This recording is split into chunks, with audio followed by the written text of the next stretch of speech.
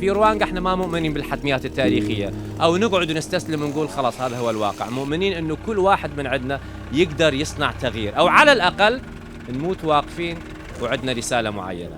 مبادرة صغيرة نعم، ما راح نغير كل العالم نعم، بس مؤمنين بمقولة قالها مالك بن نبي إن التاريخ تصنعه الآلاف من المبادرات الصغيرة.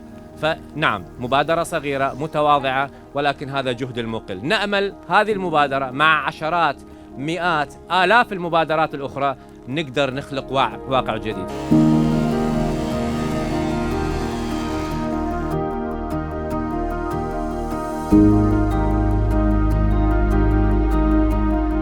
نحن بلدية الموصل نشكر مؤسسة راونغا، آملين من بقية المنظمات ومؤسسات المجتمع المدني أن تحدوا هذه المنظمة من أجل النهوض بالواقع البيئي لمدينة الموصل.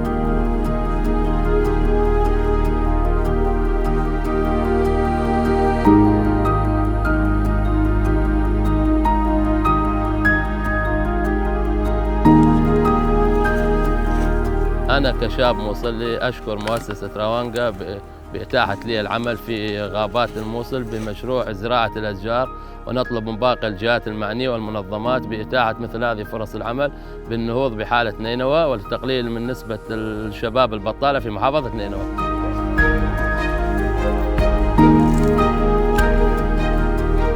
نشكر مؤسسة راونغا بتوفير فرص العمل من خلال هذا المشروع الذي استفادنا منه يعني، ونتمنى من كل المؤسسات الحكومية والغير حكومية أن يبادروا نفس مؤسسة راونغا لتوفير فرص عمل، يعني ما نبغى يعني نحن الخريجين ما نبغى قاعدين بلا عمل بعد التخرج.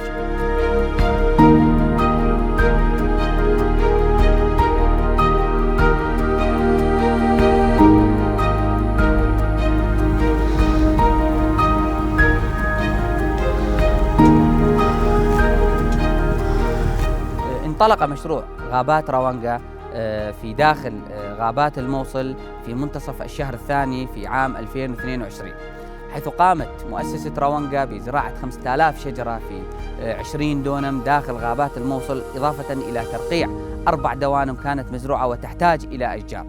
تم زراعة 5000 شجرة في 20 دونم الذي تم تنظيفه وتهيئته من قبل 16 شخص من الأيدي العاملة في داخل المشروع.